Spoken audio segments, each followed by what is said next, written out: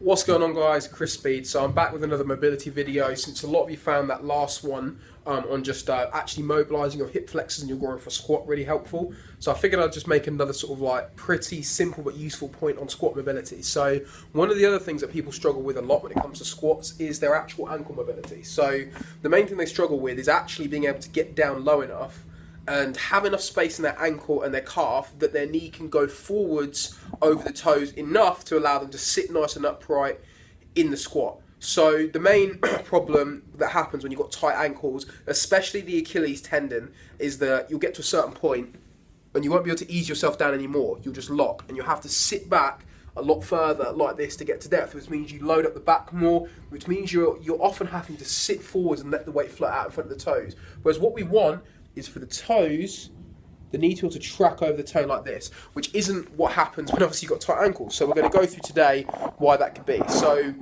you've basically got two parts of the ankle. So if you split it up into sort of the upper and lower calf, you basically have something called the gastrocnemius, and so you've got your gastrocnemius, your soleus, all the big muscles that sort of sit in the back of the calf here. The main problem you're going to have isn't going to be with those, because those are at their most stretched position, at their most challenged mobility-wise, when your leg is straight and the toe is pulled up. The main muscle, or sorry, the tendon that we're looking at actually having to mobilise is the Achilles tendon. So that's what runs from the end of those muscles at the bottom, basically all the way through to the heel underneath your foot. If that's tight, there's not very much blood flow to it. You don't have the ability to, to voluntarily contract that or put any energy through it. And there's very little flexibility in a tendon. So there's very little sort of adjustability into it. So the main problems we come into is that with tendons, regardless of whether it's in the ankle or not, is that they have very little blood flow to them, and they're very hard to cause changes in, mainly because they're connective tissue that's meant to be tight and rigid. It's meant to hold the muscles and act as a connector between bone and muscle, so the muscle's got something tight and hard and strong to pull against. So what we have to do is sit into a stretch and actually literally change the shape and the length of the tendon. So when it comes to ankle mobility, you're going to see some drills pop up now.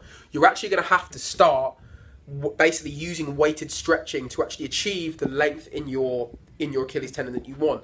So what's going to happen is you're going to do this for probably about 2 to 3 minutes at the beginning and probably the end of your warm-up. Then you're going to go into your squats. What you need to make sure you do when you're opening up your ankle joint is constantly stretching it, constantly opening it up, then going straight into a movement that uses that new range of motion. Because what's going to happen with your muscles and with tendons, it goes double for tendons, is that as soon as you've stretched it out, you'll kind of switch off some of those neural sort of responses and sort of mechanisms that regulate the length of the tendon.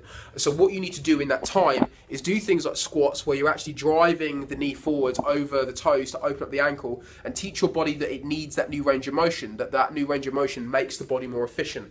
If you don't do this, you'll stretch it out and it'll feel great for about, a couple of minutes, maybe an hour or so, but then the tendon will revert back to its previous length. So you need to open it up, then squat. Open it up, challenge that mobility. Open it up, use that new range of motion. Open it up, use the new range of motion. So the most simple way to do it is the way you've just seen my client Richard doing it in this video, is to open up that ankle joint, then go into a circuit, whether it's pistol squats, lunges, where you're not only challenging the range of motion your ankle travels through, but also the muscles that help to balance the ankle. So you're making your body feel comfortable entering that new range of motion, and also contracting actively to balance that new range of motion. And that's the key to opening up your ankle joint, so you can't only just get deeper in a squat, but you feel more stable there as well.